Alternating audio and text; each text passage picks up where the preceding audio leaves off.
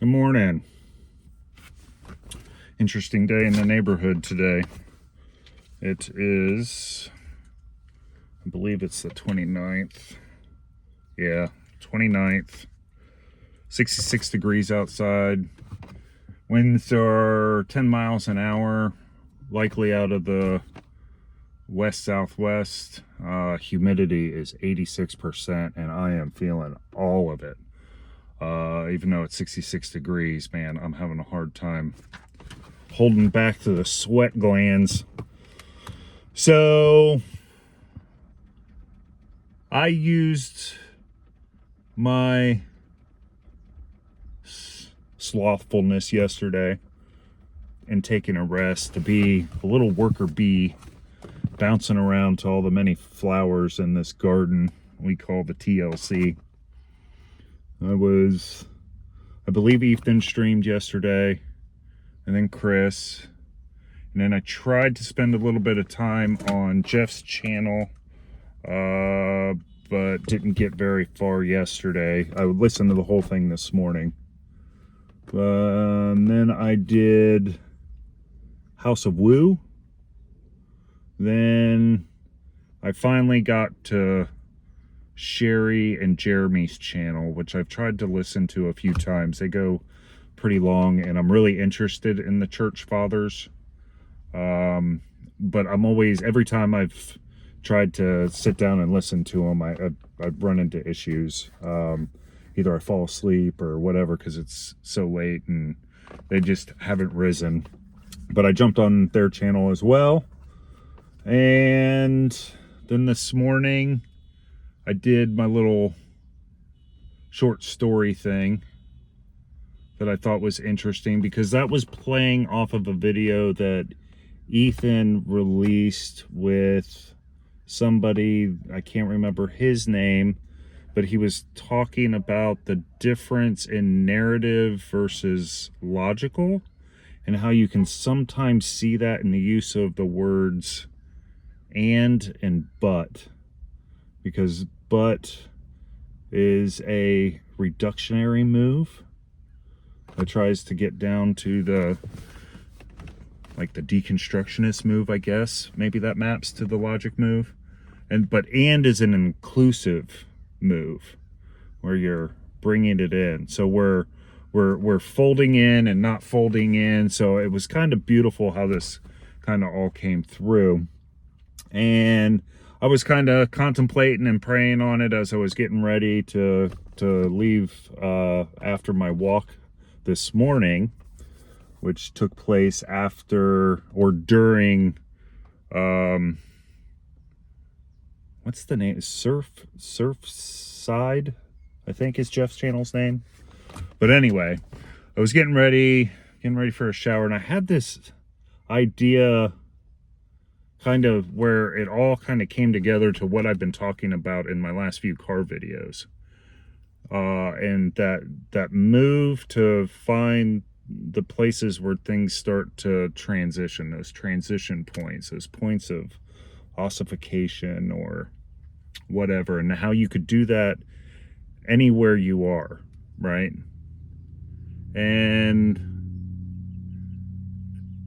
so the thought that came to mind as I'm kind of working through all the stuff that, and by the way, this is almost exactly how I've participated in the TLC in the lurk. That's what I've been sharing. I take all these, beautiful things that I find here, and I try to find ways to apply them and push them out into my IRL. And so I'm contemplating on this, and I'm back and forth with some things, and I get the picture of Captain Jack Sparrow and his claim to the protagonist that his father was a good man despite being a pirate. And then this line after that you can believe that a pirate can be a good man or you can't. And how that was fundamentally something profound. And if we're going to see a transformation that took place in Paul's video, which I watched, his breakdown also of the conversation with Brett, Jordan, and Jonathan, which I also watched that yesterday, and this calling to, we need to do something, otherwise it's all going to go crazy.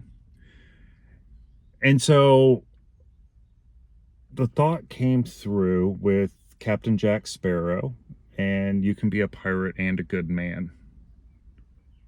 And so play with me for a little bit. So this is where so be warned, this is where I am going to tick everyone off, right? Because if there's going to be a transformative move in the world, everyone's going to feel it. And in some ways, everybody's going to be repulsed by it from a different perspective. So this is why I say people from the left get mad at me, people from the right get mad at me.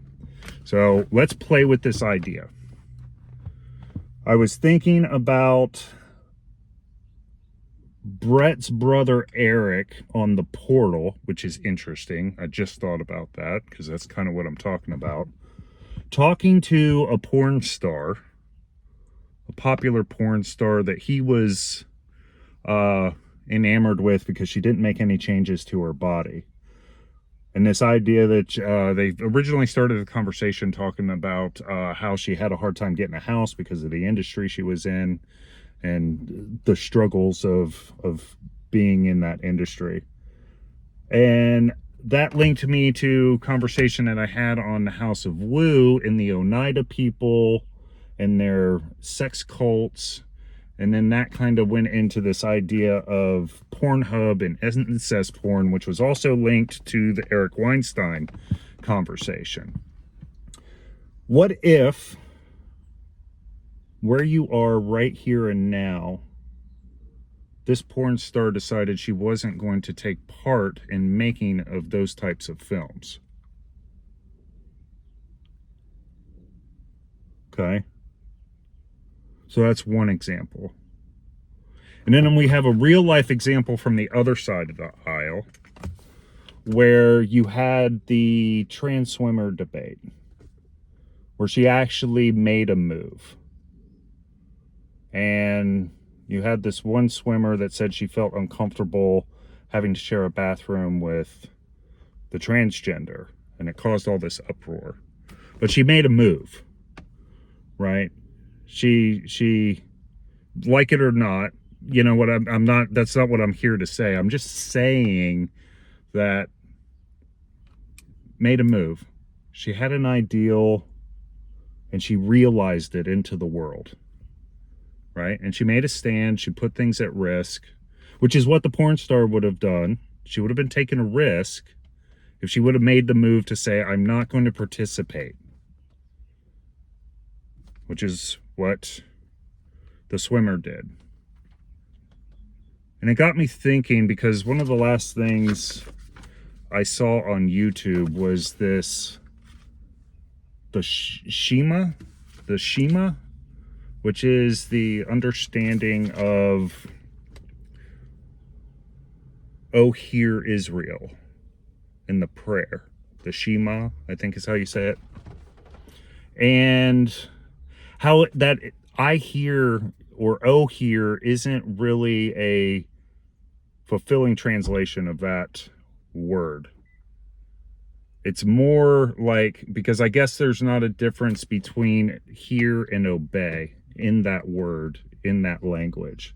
And this video was kind of going through all that stuff, and it got me thinking about, I use a phrase oftentimes when I'm contemplating things and I'm working through things, or I don't know which way to go, that I'm actively waiting for the Spirit to move me. I'm listening actively, but prepared. And I think that kind of answers that question about, like, no matter where you are, there's opportunities. But you gotta be actively waiting, actively listening for those moments. I just had this thought now. It's from the Marvel comic book at the end of Deadpool. What does he say? 3 or 4 moments that make us heroes. Maybe there's 3 or 4 moments that make us a saint. I don't know. Some of the stories about saints are a little bit, but maybe for just a beginning, maybe just for the transformation, maybe to spark the transformation. It doesn't take that many. Not going bananas, right? Not in hate for the other side, but just saying, look, for me, I'm not going to. So, I'm going to go do this case. I got a video kind of in the backlog, and I'm going to be in work the next 2 days, so you'll see me disappear again. That's something to chew on for the next few days. We'll see if I get the video out. Thank you, everybody. Really, like, this has really been an experience, and I hope what I'm sharing here is good food, like, not of my will but your will. So chew on that. Thanks, guys. Love y'all. Bye.